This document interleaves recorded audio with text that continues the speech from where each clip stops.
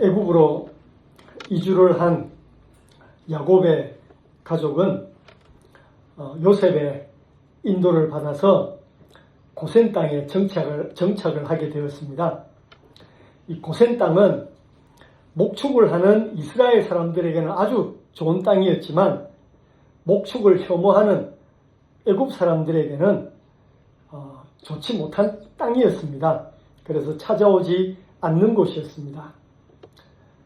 야곱의 가족은 애굽 사람들과 접촉 없이, 애굽 사람들과 간섭 없이 편안하고 안전하게 살 수 있는 땅에 정착을 하게 되었습니다.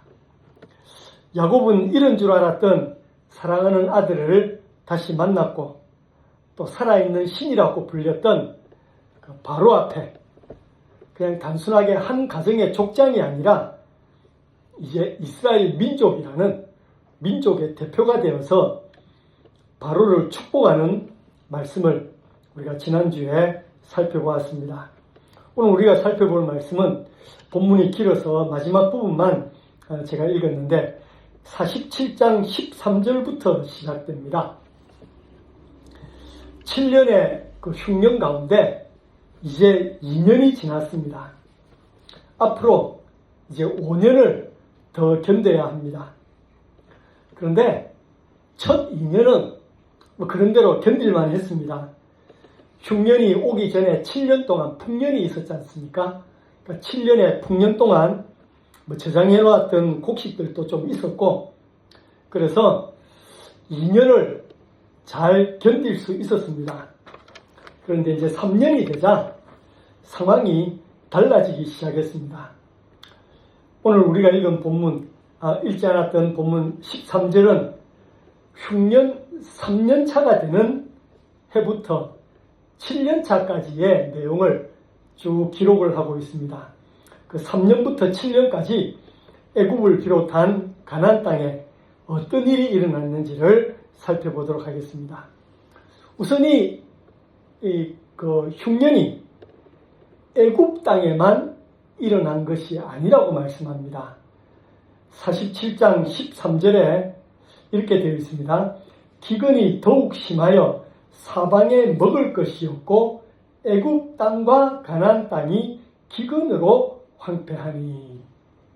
이 기근은 애굽 땅과 가나안 땅에 함께 덮쳤습니다.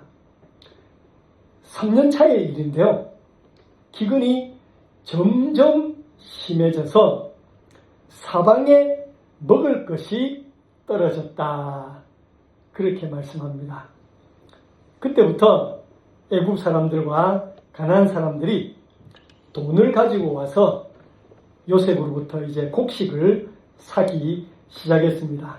그 14절에 보면은 요셉이 돈을 받고 곡식을 팔았다. 그렇게 말씀하고, 그 다음에 그 요셉이 모든 돈을 다 바로의 궁전으로 가져갔다. 그렇게 기록하고 있습니다.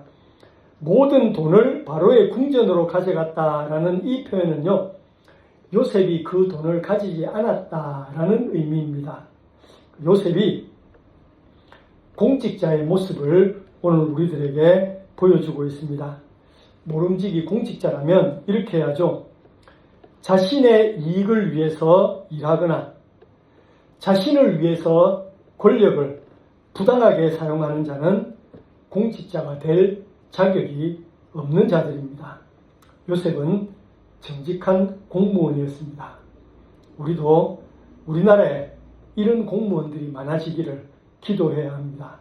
불법과 불의를 버리고 정직과 성실로 일하는 공무원들이 많아지도록 우리 교회와 우리가 함께 기도해야 될 기도의 제목입니다. 4년차가 되자 이제 돈으로 곡식을 샀는데 그 돈이 다 떨어졌다. 그렇게 말씀합니다. 14절에 요셉이 애굽 땅과 가나안 땅에 있는 돈을 모두 끌어모았다. 그렇게 말씀합니다. 모두 거두었다. 한 푼도 남김없이 거두었다. 라는 말입니다. 곡식이 없는 백성들이 동전 한 입까지 탈탈 털어서 곡식을 샀기 때문에 온 나라 백성들의 주머니가 텅텅 비게 되었다. 그래서 곡식을 살 수 없는, 돈이 없어서 살 수 없는 백성들이 요셉 앞에 나와서 사정을 합니다. 우리가 더 이상 곡식 살 돈이 없으니 굶어 죽게 되었습니다. 우리에게 곡식거리 먹고 살 수 있게 음식을 좀 주십시오. 그렇게 울부짖습니다. 그러자 요셉이 뭐라고 얘기를 하냐면 너희들의 가축을 곡식과 바꾸라. 그렇게 이야기합니다. 요셉의 말대로 백성들이 이제 돈 대신 그들이 소유한 말과 소, 양과 같은 이런 짐승들을, 가축들을 데리고 와서 양식과 바꾸어 가게 됩니다. 이게 4년차 때 있었던 일입니다. 이게 굉장히 중요한 의미가 있습니다. 어떤 주석가들은 이 요셉이 백성들의 돈을 다 긁어 모으고 그 다음에 짐승까지 다 내라고 하는 것은 이 요셉의 잔인한 정치가의 모습, 잔인한 통치가의 모습이다. 그렇게 해석하는 분도 있습니다. 근데 단순하게 보면 그럴 수 있습니다. 모든 주머니를 다 털어서 동전 한 푼 얻게 만들고 그러자 이제 가지고 있는 짐승까지 다 내어놓으라 그러니 뭐 잔인한 통치자다. 그렇게 생각해 볼 수도 있습니다. 그러나 이 짐승을 가져오라고 하는 이 요셉의 정책은 나라와 백성을 위한 아주 탁월한 정책입니다. 왜냐하면 이 말은 당시 국방력의 상징입니다.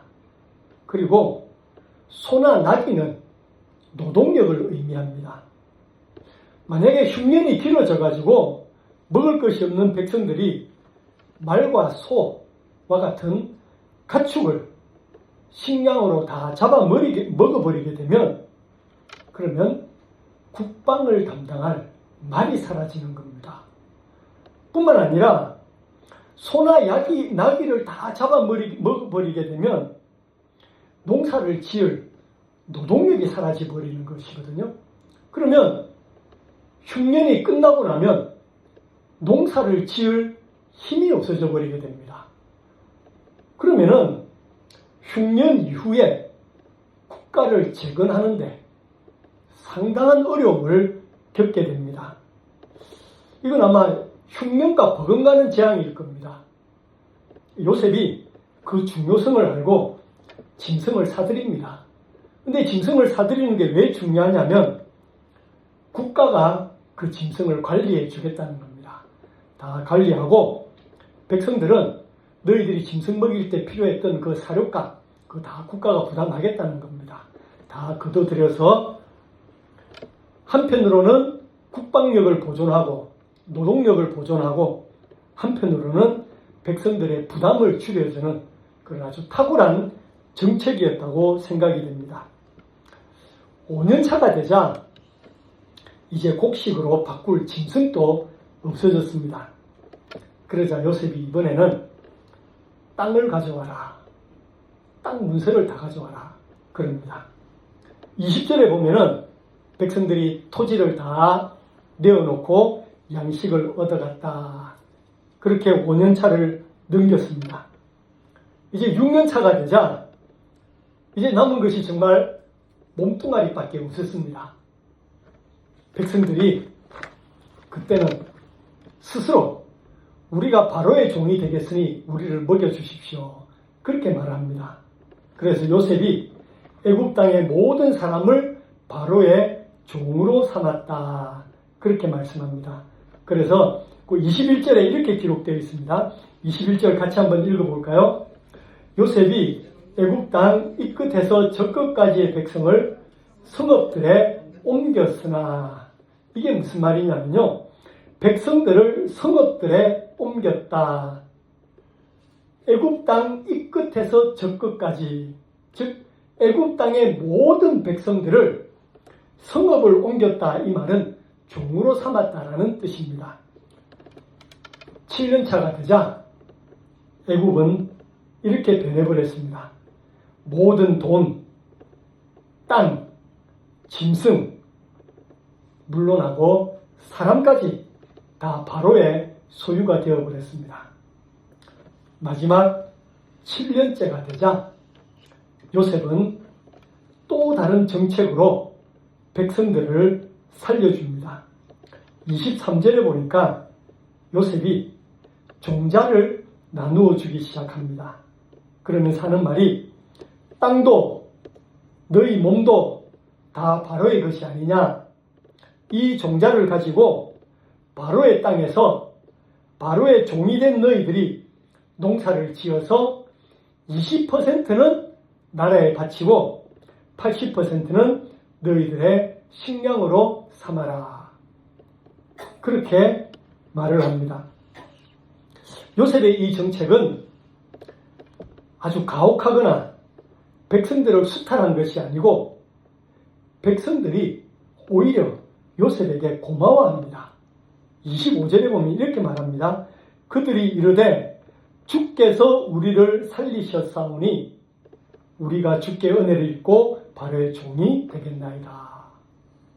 주께서 즉 요셉이 우리를 살려주는 정책을 펴고 있습니다. 그렇게 말합니다.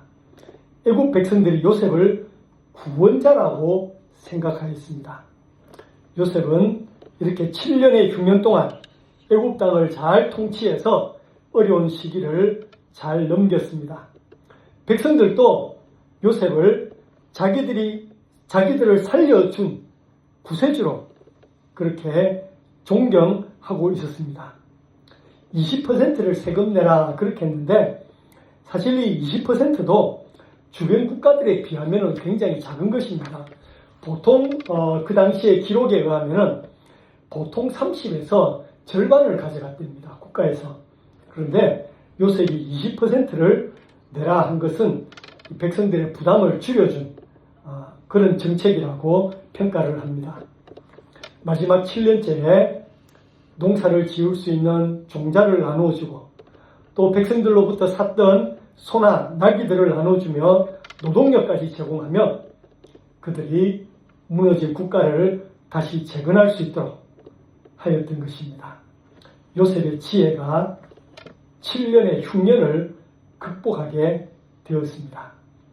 요셉 한 사람 때문에 이스라엘뿐만 아니라 애국 백성들까지 복을 받고 있는 모습을 보여주고 있습니다. 자, 그런데 지금까지 우리가 본 것은 애국 사람들이거든요. 그 7년 동안 애국 사람들이 어떻게 살았는가 이것을 보여주는데 그러면 가나안 땅으로 간 야곱의 가족은 그 흉년 동안 어떻게 살았는가? 그것이 오늘 우리가 읽은 본문입니다. 자, 야곱의 가족, 요셉의 형제들은 어떻게 살았을까요? 27절부터 나옵니다. 같이 한번 읽어볼까요? 27절.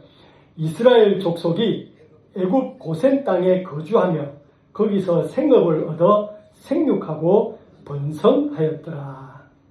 자, 먼저 야곱의 가족이라고 하지 않고요. 이스라엘 족속이다. 그렇게 이야기합니다. 야곱의 가족은 이제 더 이상 한 가족이 아니고 민족이다. 그렇게 말씀합니다. 그들은 고센 땅을 얻어서 거기 거주하며 생업을 얻고 생육하고 번성하였다. 이 한 문장이 애굽에 이주한 5년의 흉년 기간 동안 있었던 일입니다. 애굽 백성들과 한번 비교해 볼까요? 애굽 백성들은 7년의 흉년 동안 땅을 잃었습니다. 짐승을 잃었습니다. 자유를 잃고 종이 되었습니다.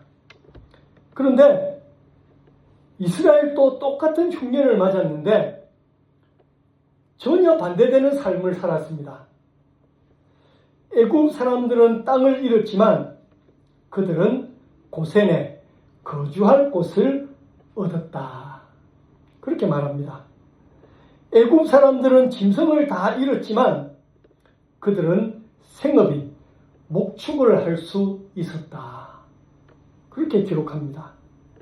애굽 사람들은 자유를 잃고 모두 바로의 종이 되었지만 이스라엘은 생육하고 번성하였다. 그렇게 말합니다. 얼마나 놀라운 표현입니까? 애국뿐만 아니라 가나안 전역에 무서운 기근이 덮쳤습니다. 그런데 그 기근이 이스라엘을 향한 하나님의 계획을 중단시키지 못하고 있습니다. 오히려 그 흉년의 기간 동안 그들은 더 번성하였다. 그렇게 말씀하고 있습니다. 이스라엘 백성은 지금 약속의 땅도 아니거든요. 이방 땅에 살고 있습니다.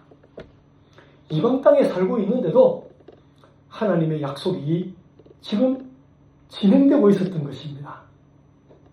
자연재해도, 약속의 땅을 벗어난 지리적인 이동도 하나님의 약속을 방해하거나 하나님의 계획을 중단시킬 수 없었습니다. 하나님의 백성을 큰 민족으로 만들겠다는 하나님의 계획은 중단되거나 방해받지 않고 그 흉년의 기간에도 진행되고 있었습니다. 오늘 우리들에게도 동일하게 적용되는 원칙입니다. 어떤 역경도, 어떤 고난도 하나님의 계획을 변경시키거나 중단시킬 수 없습니다. 야곱이 애굽에서 17년을 거주하였다. 그렇게 기록하고 있거든요.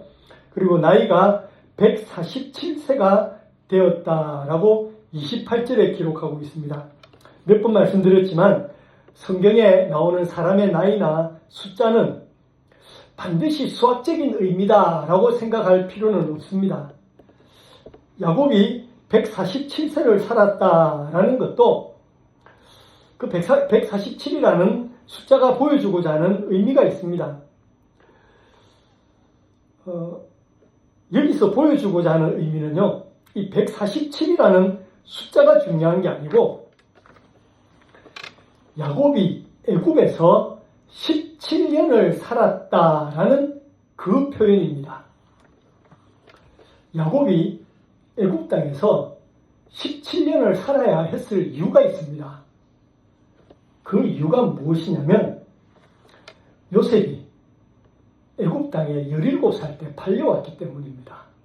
뭘 이야기하느냐면 야곱은 가나안 땅에서 요셉과 17년을 살다가 애굽 땅에 와서 그의 말년 17년을 요셉과 함께 살았다라는 것을 상징적으로 보여주고 있는 것입니다. 그래서 그 숫자를 만들다 보니 147세가 나온 것입니다. 지난주에 보았던 그 70이라는 숫자도 70명이 도착했다는 것이 아니고 야곱의 모든 가족이 다 왔다는 것을 상징적으로 보여주듯이 그렇게 숫자를 맞춰가는 것입니다. 147세가 된 야곱이 자신이 죽을 날이 가까웠다는 것을 알고 요셉을 부릅니다. 그 요셉을 불러서 유언과 같은 마지막 부탁을 하게 됩니다. 29절입니다. 같이 한번 볼까요? 29절.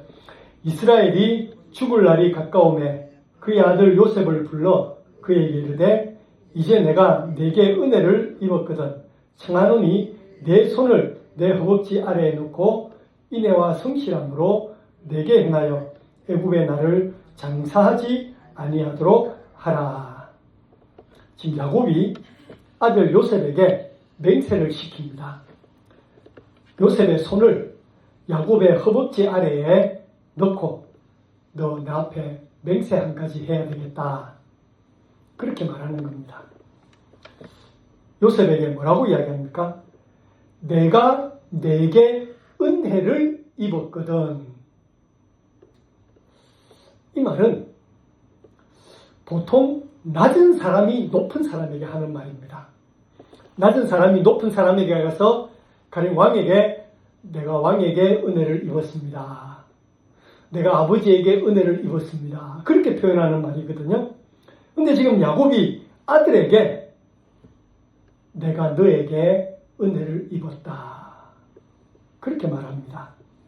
그러면서 내가 죽으면 내 시신을 애굽이 아닌 가나안 땅 우리 조상들의 무덤에 나를 묻어달라. 그렇게 부탁을 합니다.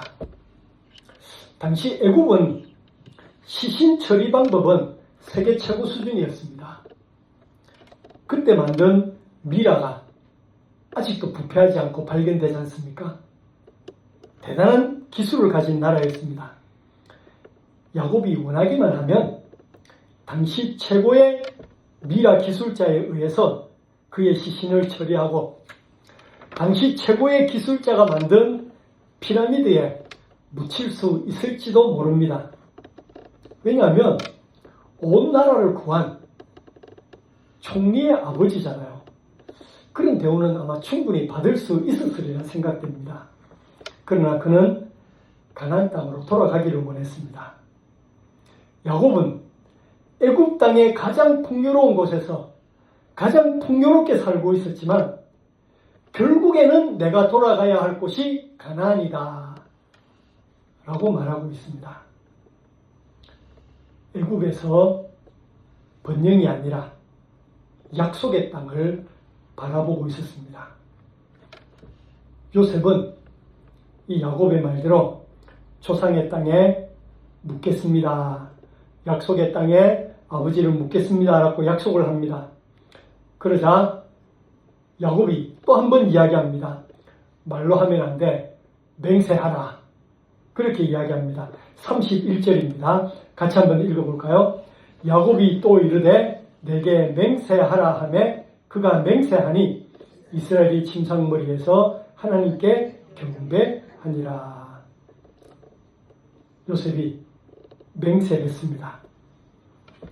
그러자 이스라엘이 즉 야곱이 침상머리에서 하나님께 경배하였다. 그렇게 말씀하고 있습니다. 이 잘못된 번역입니다. 하나님이라는 말이 원문 성경에 없습니다. 야곱은 지금 침상에서 일어날 기운이 없습니다. 여기 침상머리라는 말은 두 가지 뜻이 있거든요. 하나는 말 그대로 침상에 누워있다라는 그런 의미고요. 또 하나는 지팡이를 짚었다는 의미이기도 합니다. 그래서 아마 야곱이 침상에 누워있거나 아니면 지팡이를 짚고 일어났다라는 의미로 해석을 할 수가 있습니다. 그리고 절을 하였습니다. 누구에게 절을 하였는가? 우리말 성경에는 아버지 야곱이 아들에게 절하는 것은 좀 이상하다. 좀 이상하긴 하죠. 아버지가 아들한테 절을 하니. 그래서 원문에 없는 하나님이라는 단어를 넣어가지고 야곱이 하나님 앞에 절을 했다. 그렇게 표현하고 있는데요. 원문 성경에는 그냥 야곱이 절을 하였다 라고 표현하고 있고요. 그 절의 대상이 요셉이다 라는 것을 보여주고 있습니다. 무엇이 생각납니까? 요셉의 생애 마지막에 드디어 하나님께서 요셉에게 주셨던 해와 달과 별이 요셉에게 절하는 꿈을 이제야 이루어 주시는 장면입니다. 아버지가 아들에게 절함으로 그 꿈이 이루어지고 야곱의 삶이 끝나게 된다는 것을 보여주고 있습니다. 하나님의 계획은 틀리는 법이 없고 하나님의 계획은 실패하는 법이 없습니다. 우리는 두 가지의 사건을 오늘 본문에서 살펴보았습니다. 혹독한 7년의 흉년이 오히려 요셉의 가족에게는 야곱의 가족에게는 큰 민족으로 성장하는 기회가 되었다는 것을 보았습니다. 똑같은 흉년이고 똑같은 고난이었지만 하나님의 백성에게는 그것이 축복의 기회가 되었습니다. 하나님의 백성은 어디에 있든 어떤 환경이든 어떤 고난이 오건 하나님의 약속 가운데 있기 때문에 그것으로 말미암아 실패하고 좌절하는 것이 아니라 오히려 고난이 순풍에 돛을 단 것처럼 하나님의 뜻과 계획을 이루는 방법이 된다는 것을 알려주고 있습니다. 야곱은 애굽이 주는 풍요로운 삶에 만족하지 않고 돌아갈 가나안 땅을 바라보는 사람이었습니다. 애굽 땅의 어떠한 풍요도 가나안 땅과는 바꿀 수 없다라고 생각했습니다. 그래서 그의 마지막을 애굽을 바라보는 것으로 마치고 있습니다. 우리도 오늘 이 두 말씀을 기억하면서 하나님의 약속을 신뢰하고 우리 어떤 환경 가운데 있든 또 어떤 어려움 가운데 있든 하나님의 약속 가운데 있다면은 우리는 그것이 하나님의 뜻을 이루는 기회가 될 것이라는 것을 신뢰하는 그런 삶이 될 수 있기를 바랍니다. 그리고 이 땅의 풍요가 아니라 가나안 땅을 바라보는 그 믿음의 눈이 우리들 가운데 열려질 수 있기를 간절히 바랍니다. 그것이 가나안을 사모하는 성도들의 삶입니다. 같이 기도하겠습니다. 7년의 혹독한 흉년이 애굽 백성들에게는 고통의 시간이었지만 이스라엘에게는 하나님의 풍요로움을 경험하는 시간이 되었습니다. 똑같은 고난이라도 하나님의 백성에게는 축복의 기회가 됨을 봅니다.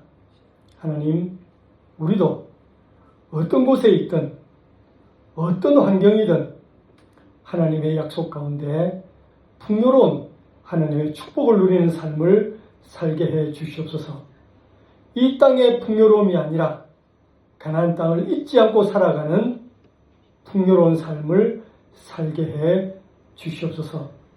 예수님의 이름으로 기도드리옵나이다. 아멘.